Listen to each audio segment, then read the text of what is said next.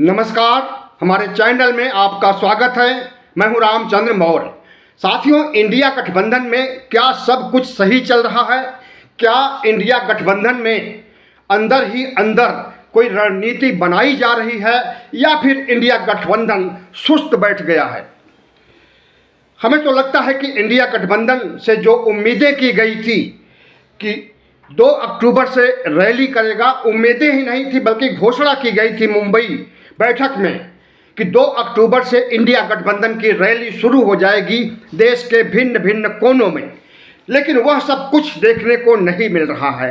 अलबत्ते India गठबंधन में दरार पड़ रही है, और वो दरार कैसी है, इसका काला चिट्ठा हम आपके सामने पेश करने जा रहे हैं। अभी 5 राज्यों के चुनाव की गहमागहमी चल रही है। सीट आवंटित की जा रही है सभी पार्टियों के द्वारा, और इसी समय सपा प्रमुख अखिलेश यादव और कांग्रेस पार्टी में 36 के आंकड़े हो गए हैं। आरोप प्रत्यारोप का दौर चल रहा है और सीटों पर गठबंधन तो नहीं हो पाया, बल्कि सपा अलग चुनाव लड़ना चाहती है और उसका ऐलान है कि सारी सीटों पर चुनाव लड़ना चाहती है।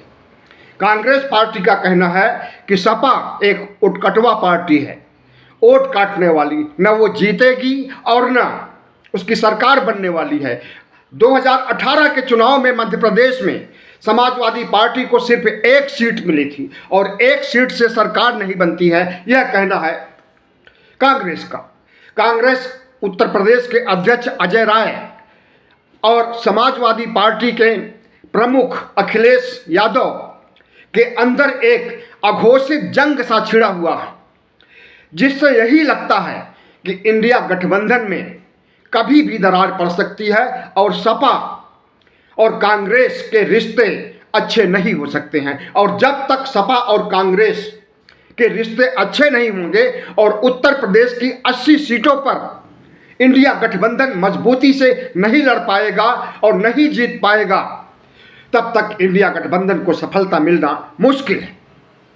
लेकिन अभी जो दिखाई दे रहा है कि प्रादेशिक स्तर पर चुनाव जो हो रहे हैं, उसमें समाजवादी पार्टी कुछ ज़्यादा ही उम्मीदें कर बैठी है कांग्रेस से, और कांग्रेस का कहना है और वाजिब है उसका कहना भी कि सपा का वहाँ पर जनाधार नहीं है, और ऐसे में उसे ज़्यादा सीटें देने पर भारतीय जनता पार्टी को लाभ मिल सकता है। ऐसे में अजय राय का प्रत्यारोप करना कि कांग्रेस हिटलरशाही पर चल रही है या कांग्रेस साथ नहीं दे रही है, अभी नहीं साथ दे रही है, तो 2024 के लोकसभा चुनाव में कितना साथ देगी, यह कहना बहुत ही दुर्भाग्यपूर्ण है। और लोकसभा चुनाव के लिए गठबंधन बना था, यह बात सही है, लेकिन राज्य स्तर पर अगर चुनाव में सपा अपनी भागीदारी चाहती है तो कांग्रेस उसमें क्या सहायता कर सकती है और कितने सीटों पर सहायता कर सकती है, कितने सीटों पर समझौता कर सकती है? 2-4 सीटों पर। लेकिन इससे ज़्यादा अगर आप डिमांड करेंगे तो निश्चित रूप से कांग्रेस आपको समर्थन नहीं करेगी, और अगर करेगी तो अपने ही पैरों पर कुल्हाड़ी मारेगी। तो अजय राय का यह कहना है कि सपा को चुनाव नहीं लड़ना चाहिए मध्य प्रदेश में, क्योंकि एक उटकटवा पार्टी के रूप में अगर वोट काटेगी तो इसका फायदा भारतीय जनता पार्टी को मिलेगा और कांग्रेस की हार भी हो सकती है। लेकिन अखिलेश यादव का कहना है कि गठबंधन, इंडिया गठबंधन राष्ट्रीय स्तर के चुनाव, लोकसभा चुनाव के लिए हुआ है, प्रादेशिक स्तर के चुनाव के लिए नहीं हुआ है। इसलिए प्रादेशिक स्तर पर गठबंधन में शामिल अन्य घटक दल भी चुनाव लड़ सकते हैं। बात सही है, लेकिन अगर कांग्रेस को आप खोखला कर दीजिएगा चुनाव लड़ करके, उनके वोट काट लीजिएगा और कांग्रेस हार जाएगी, तो क्या इंडिया गठबंधन को 2024 में सफलता सुनिश्चित हो पाएगी? कतई नहीं। लेकिन इस बात को अखिलेश यादव नहीं समझ रहे हैं। अजय राय जो कि कांग्रेस पार्टी के अध्यक्ष हैं, इनका भी एक अजीबोगरीब बयान आ गया कि 80 सीट पर लड़ने को हम तैयार हैं और इससे समाजवादी पार्टी भड़क सकती है, क्योंकि 80 सीटों पर अगर सिर्फ कांग्रेस चुनाव लड़ेगी तो सपा किस पर लड़े, जबकि सपा का जनाधार उत्तर प्रदेश में कांग्रेस से कहीं ज़्यादा, बहुत ज़्यादा है। इनको तो करना चाहिए अभी जो है इंडिया गठबंधन को कि इनकी 3 बैठकें हो गई, पटना में हुई, बंगलौर में हुई, मुंबई में हुई, उनको चौथी बैठक आहूत करना चाहिए। और जो इन्होंने वादा किया था कि 2 अक्टूबर से समन्वित रैली होगी पूरे देश में लोकसभा चुनाव को लेकर के, वह अभी सामने नहीं आ सका है। इन्हें रैलियां करना चाहिए। और सबसे बड़ी बात, बिना मायावती को उत्तर प्रदेश में साथ लिए इंडिया गठबंधन की जीत अधूरी होगी। उत्तर प्रदेश में 80 सीटों पर दलित बाहुल्य बहुत सी सीटें हैं और जहां पर दलितों की संख्या ज़्यादा है वहां पर तो मायावती का वोट प्रतिशत भी ज़्यादा है। और 2022 में हुए चुनाव को नहीं लीजिए, क्योंकि मायावती उस समय सुस्त होकर के बैठ गई थी। पहले चुनाव होने के पहले ही उन्होंने एक तरह से हार मान ली थी, इसलिए उनकी 1 सीट ही आई है। इसका यह मतलब नहीं होता कि उनकी पॉलिटिक्स खत्म हो गई और मायावती का कोई जनाधार नहीं रह गया उत्तर प्रदेश में। अगर ऐसा कोई भी पार्टी सोचती है तो उसके लिए बहुत बड़ी भूल होगी। मायावती इतनी बड़ी कद्दावर नेता है कि 1 बार नहीं, 2 बार नहीं, 3 बार नहीं, 4 बार उत्तर प्रदेश की मुख्यमंत्री रही हैं। इतना तो मुलायम सिंह यादव और अखिलेश यादव या कोई भी नहीं रहा है। किसी भी पार्टी का नेता 4 बार मुख्यमंत्री नहीं हुआ है आज तक उत्तर प्रदेश में। तो इंडिया गठबंधन में जो चल रहा है वो सब कुछ अच्छा नहीं चल रहा है।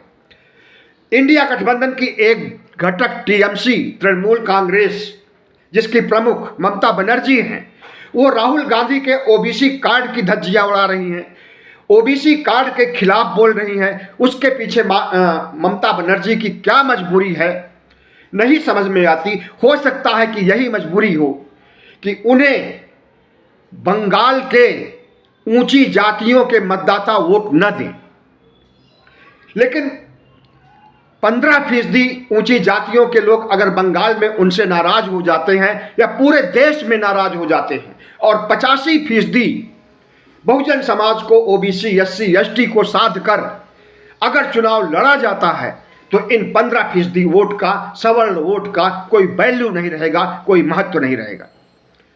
तो इस तरह से इंडिया गठबंधन में दरार पड़ने की एक और ममता बनर्जी ने आधार खड़ा कर दिया है और इससे गोदी मीडिया इसको लपक रहा है बहुत तेजी से और इन मुद्दों को बढ़ा चढ़ा करके बता रहा है। शरद पवार जो कि महाराष्ट्र के कद्दावर नेता हैं, मुख्यमंत्री भी रह चुके हैं, केंद्र में भी कई बार मंत्री रह चुके हैं और लगभग 50 साल की उनकी सियासत अभी भी चल रही है। अगर शरद पवार अडानी के साथ जा कर के फीता काट रहे हैं और इधर राहुल गांधी अडानी पर निशाना साध रहे हैं, अभी कल भी अडानी पर बहुत बड़ा बयान दिया राहुल गांधी ने। अडानी का जो 20,000 करोड़ का फंड था, 20,000 लाख करोड़ का जो फंड था, वो फंड बढ़ करके अब 32,000 लाख करोड़ हो गया है। 12 लाख हजार करोड़ का अभी जो है फाइनेंशियल टाइम्स, जो कि ब्रिटेन का अखबार है, उसने खुलासा किया है। और इसको लेकर के राहुल गांधी ने जिस तरह से प्रधानमंत्री नरेंद्र मोदी को घेरा है, उससे भारतीय जनता पार्टी सत्ते में आ गई है, बौखला गई है और उस बौखलाहट के क्रम में उसने राहुल ऑपरेशन करना शुरू कर दिया है, राहुल ऑपरेशन लॉन्च किया है। इसमें राहुल गांधी की धज्जियां उड़ाई जाएंगी राष्ट्रीय स्तर के नेताओं के द्वारा, छुट भइये बड़भइये नेताओं के द्वारा, सोशल मीडिया के द्वारा, आईटी सेल के द्वारा।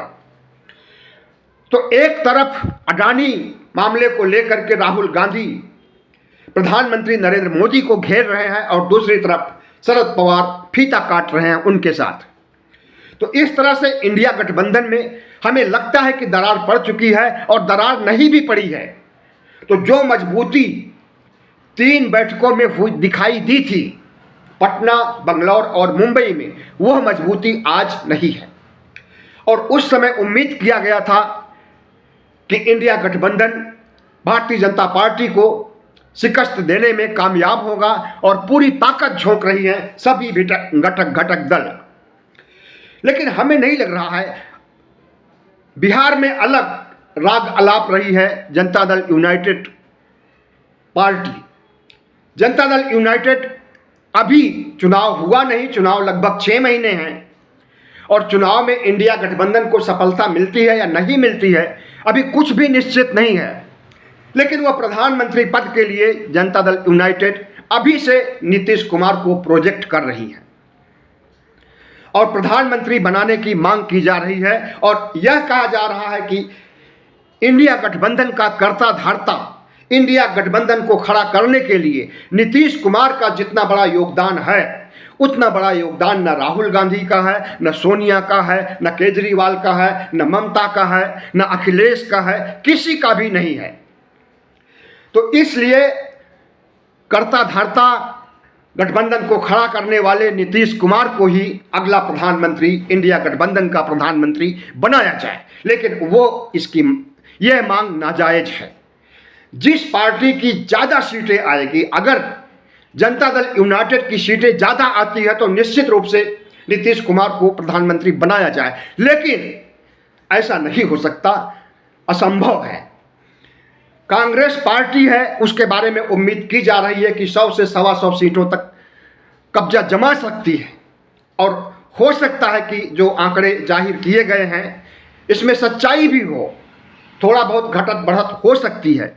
लेकिन इतना निश्चित है कि घटक दल में जितनी भी पार्टियां हैं उसमें सबसे ज़्यादा सीट जीतने वाली कांग्रेस की होगी। और जब कांग्रेस की होगी तो कांग्रेस का व्यक्ति ही, कांग्रेस का आदमी, कांग्रेस का नेता ही प्रधानमंत्री पद के लिए दावेदार होगा। राहुल गांधी पहले ही इनकार कर चुके हैं कि वो प्रधानमंत्री नहीं बनेंगे। भारत जोड़ो यात्रा के दौरान ही वो घोषणा कर चुके हैं और भी कई मौक़ों पर उन्होंने कहा है कि उन्हें प्रधानमंत्री पद की कोई लालसा नहीं है। इसके बाद अगर पार्टी में कोई, कांग्रेस पार्टी में कोई बड़ा नेता है तो वो है मल्लिकार्जुन खड़गे, जो एक दलित नेता हैं, बुद्धिस्ट हैं, अम्बेडकरवादी हैं और उनका 50 साल का राजनीति का अनुभव है। उन्हें प्रधानमंत्री बनाया जाएगा और इसका समर्थन इंडिया के तमाम घटक दलों को करना पड़ेगा। अगर इंडिया गठबंधन के घटक दल समर्थन नहीं करेंगे तो चुनाव के बाद, जीत होने के बाद भी गठबंधन टूट सकता है, क्योंकि कांग्रेस कभी नहीं बर्दाश्त करेगी कि 5 और 10 सीटें लाने वाले छत्रप, स्थानीय नेता, राज्य स्तरीय नेता या राज्य के मुख्यमंत्री, उनको बनाया जाए प्रधानमंत्री, कभी नहीं चाहेंगे। और मल्लिकार्जुन खड़गे की दावेदारी पेश की जाएगी और वही इस देश के प्रधानमंत्री बनेंगे, ऐसी पूरी संभावना है। तो इंडिया घटक दल में जो चल रहा है उससे यही लगता है कि निश्चित रूप से अगर इंडिया गठबंधन चेतता नहीं है, अगर उसके अंदर पहले वाली समझदारी विकसित नहीं होती है, अगर नरेंद्र मोदी को हराने का जज्बा जो पहले था इंडिया गठबंधन बनते समय, वो जज्बा कायम नहीं रहेगा और उस जज्बे के तहत इंडिया गठबंधन तैयारियां नहीं करेगी तो इंडिया गठबंधन की हार भी हो सकती है। क्योंकि नरेंद्र मोदी और आरएसएस एक ऐसी चीज है जो कि हारती हुई बाजी को भी जीत जाते हैं। ऐसा कई मौक़ों पर देखा गया है, खास करके गुजरात चुनाव में देखा गया है और कई मौक़ों पर देखा गया है कि प्रधानमंत्री नरेंद्र मोदी रातों रात चुनावी समीकरण बदल देते हैं। बहुत बहुत धन्यवाद। हमारे चैनल को सब्सक्राइब कीजिएगा, लाइक कीजिएगा और शेयर कीजिएगा।